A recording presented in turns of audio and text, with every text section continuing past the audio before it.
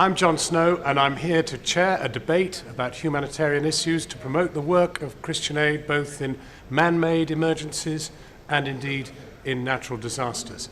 It's fantastic work. Why am I here? Well, as being a hack, I'm actually somebody who did voluntary service overseas, and it changed my life, and I've wanted to put something back ever since. So here we are to debate the future of humanitarian responses in a moment when times are utterly challenging on a massive scale. If we just reduce it to Syria, we're talking at least $40 million a week to feed those people that agencies like Christian Aid, through their partners, can reach. And I should say I've also encountered, as a reporter, the work of Christian Aid in the field, not least in Haiti. One of the most devastating experiences anybody could ever have been subjected to come across very easily. This was the awful thing, that transport into Haiti was remarkably easy. You could fly to the Dominican Republic as if in some way it was just a passage to India. You'd just fly in and you could drive, and suddenly you would be there, right on top of the most appalling catastrophe in which more than 250,000 people lay dead.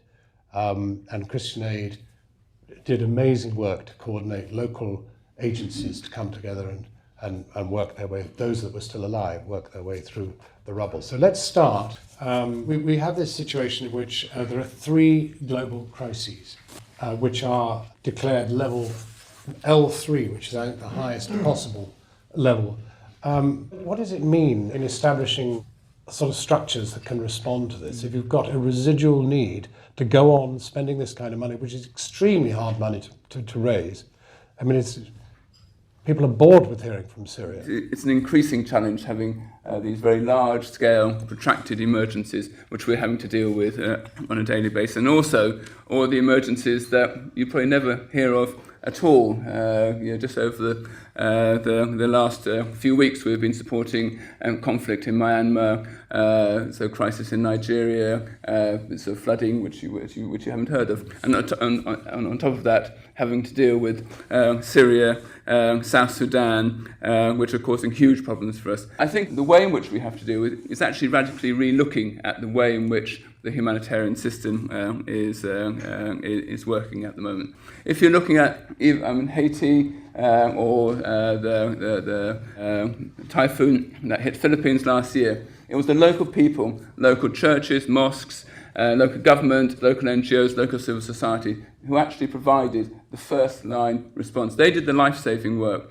It was too late. By the time you get outsiders in to try and save lives after an earthquake or after that typhoon, people were dead. I mean, they'd be lucky if they saved 1 or 2 people, but the investment in that is huge. Basically, you go to any country, you've got partners on the ground, yes, through whom you are delivering aid. You're not just taking lots of foreigners in there and saying, which way do we go to get to the market? Exactly. No. All Christian Aid's work is done through local organisations, and it's long-term partnerships with local organisations. I mean, it was such an amazing example when I was in Philippines last year, where we were working with networks of local organisations, and where we would have huge reach within days of the typhoon hitting. The local people knew where the crisis was. They knew where the most affected populations were. They had links into the smallest, most remote villages, and we were able to provide, with a lot of support from DFID and as well as the general public, really a very large number of this basic urgent emergency items. Randolph, when you have to analyse how these humanitarian structures work, where are we in this battle to provide?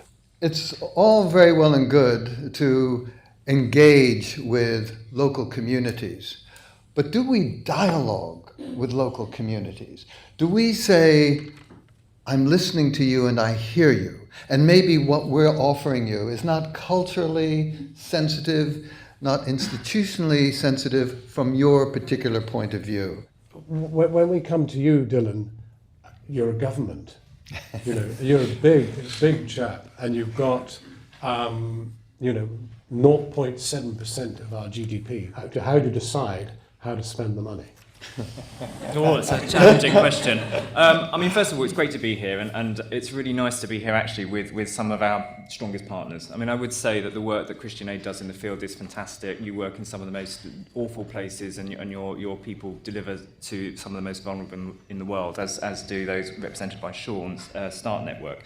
We know that if we can invest much more upfront in the sort of preparedness systems and resilience systems, which include both governments and civil society and business, it's much cheaper actually to mount a response. So our money, our very stretched finances will go beyond what we can do with the sort of slight sticking plaster of humanitarian aid. So we really need to focus much more on that resilience. But I want to just step back a little bit to look at the kind of question you asked at the beginning. You know, is the system broken? Are we seeing, with the number of crises we've got at the moment, you know, we've got rapid population growth, urbanisation, climate change.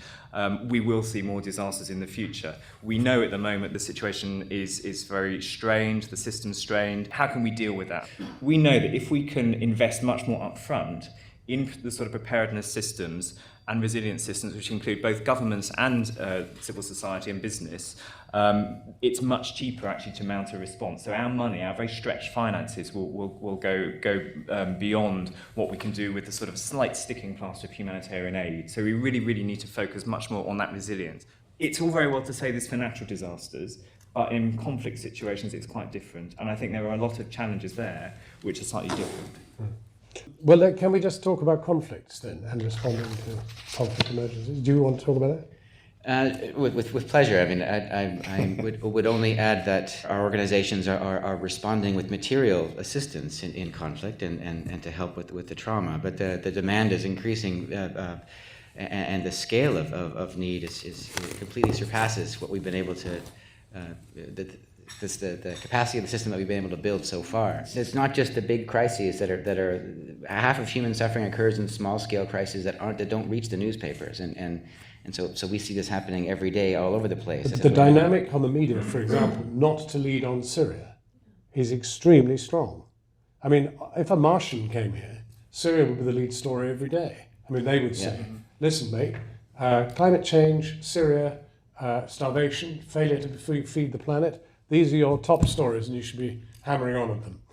Because that's what we'd like to know about, from Mars anyway. But your inability to feed yourselves. It is an unbelievably complex situation in Syria and the surrounding countries. And I think we all need to recognise that and do what we can to make sure that we can do what we can based on the information that we have from the partners who are working in Syria, who are working in Iraq, who are working in Lebanon, bringing those views quietly into the mix. It's not something we can shout out about publicly, and we're not going to do that, to make sure people understand and know what the huge complexities of that is, to try and bring some of those voices into the discussions. And you say that it's not something that sort of small local organisations can be involved in, but it is. I mean, making sure that the voices of local civil society is included in the discussions in trying to resolve the horrific things that are going on in Syria.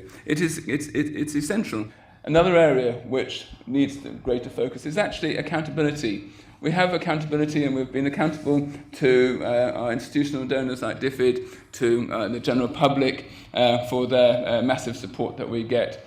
But to me, actually, we can be much more accountable to both DFID, to our general public, if we are sure that the people who we are working with, whether it's the Syrian refugee in Iraq, whether it's people displaced in South Sudan, or people affected by the Typhoon Haiyan in the Philippines, if we talk to the affected populations and make sure that they are satisfied and happy with what we are delivering, that they have dignity in what they work, and having strong accountability mechanisms in place. And now, with improved technology, we're in a far better place than we ever were to just ask simple questions. Did you get what you needed?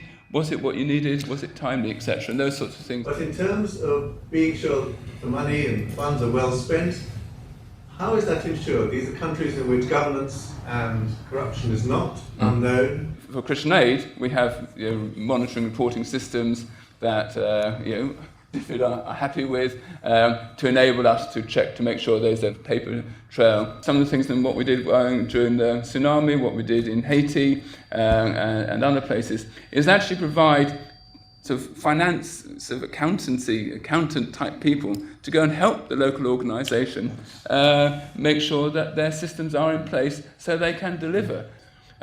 If you make sure the transparency is there, people know what they're meant to be getting, and the systems are in place for people to complain and hold those delivering to account, you'll hugely reduce the corruption. So for us, that sort of accountability to the affected populations is absolutely critical, and will do probably in the long run more than anything else to reduce corruption. Well, a very positive way to end a very challenging debate about a very challenging time and huge issues. I'm incredibly grateful to our panel, to Randolph, Nick, Dylan, Sean, but above all to you and to Latham and Watkins for making this possible.